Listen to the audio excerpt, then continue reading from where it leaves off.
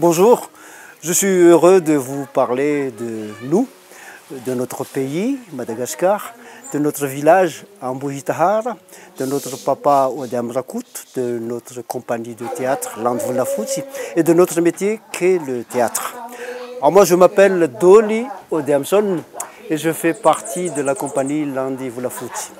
Nous avons toujours fait du théâtre depuis à peu près 3 générations parce que mes ancêtres, ma grand-mère qui habitait ce village d'Ambouhitahara était courtisane auprès de la reine Ranaval III, la dernière reine de Madagascar.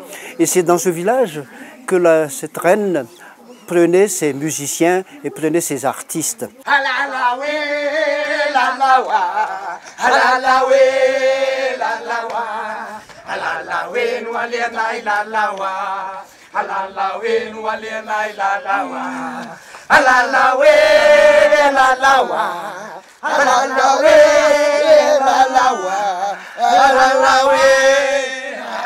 Ensuite, mon papa, Odem Rakout, a continué à faire du théâtre après avoir fréquenté la comédie française et puis après avoir joué beaucoup de Molière, les Fourberies des Scapins, puis surtout après avoir suivi la vie de Molière puisqu'il est mort à 300 années de différence dans les mêmes conditions que Molière.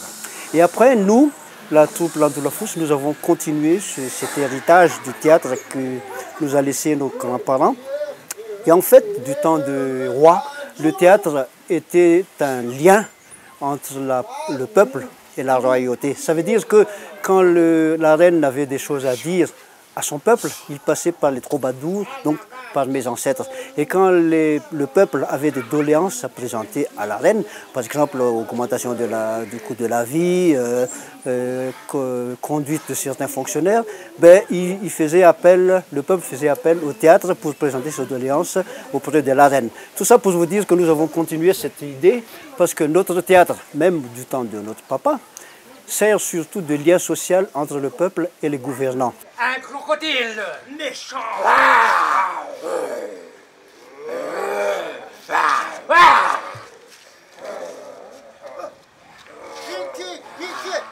Crocodile méchant, méchant.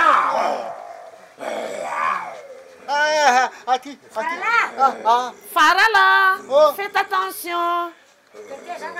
Passez par le pont.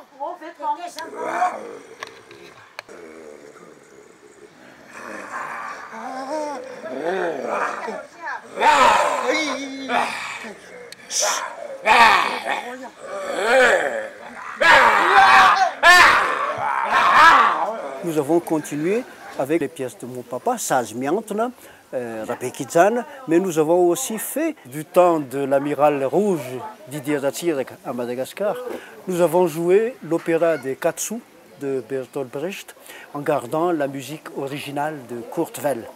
Et si je me permettais, je vous citerai ce qu'on a retiré, c'est cet aphorisme de Bertolt Brecht qui est toujours d'actualité, ce qui est vraiment encore, c'est ceci: beaux messieurs qui venaient nous prêcher de vivre honnête et de fuir le péché, donnez-nous d'abord à croûter, ensuite vous parlerez et vous serez écoutés, parce que vous aimez votre pensée et notre morale, et vous pouvez retourner ça dans tous les sens, la bouffe d'abord, ensuite le moral.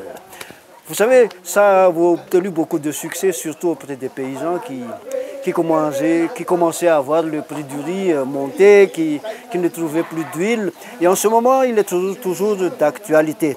Alors ça, c'est pour vous résumer un peu Madagascar de 2014, c'est ça. Il faudrait que le peuple ait au moins à manger. Après, nous avons fait Maître Pontilla et son valet Mati. Après, nous avons joué Le Roi et l'Oiseau de M. Jacques Prévert, que nous admirons beaucoup. Nous l'avons joué en malgache, mais je vous dis aussi qu'il nous arrive de jouer en français. Et pourquoi en français, même si nous sommes des malgaches? Parce que nous pensons que nos enfants de brousse ont aussi le droit de connaître la langue de Molière, la langue française. Et avec ce Roi et l'Oiseau de Jacques Prévert, nous avons parcouru tout Madagascar avec un projecteur de 16 mm et c'était très très bien. Après, nous avons joué 1000 francs de récompense de Victor Hugo, toujours dans ce style parce que nous pensons que c'était un grand homme et il est presque malgache et nous le considérons un peu comme notre grand-père avec les idées de justice qu'il prône. Et tout dernièrement, nous avons joué La paix d'Aristophane Là, pourquoi la paix d'Aristophane? Parce que vous savez que Madagascar, dans le temps, en 2009, a subi des coups politiques. Et nous disons que les Malgaches ont beaucoup besoin de paix maintenant et ils n'ont pas besoin d'autre chose, quoi. Alors voilà à peu près notre métier, voilà à peu près notre passion, voilà à peu près là, ce qu'on veut faire dans ce village. Parce que vous savez, Madagascar, comme vous le savez, Madagascar est peuplé de 85% de population rurale, de paysans. Et nous, notre métier, c'est d'amener le théâtre dans ces villages, dans ces hameaux. Et nous voudrions continuer.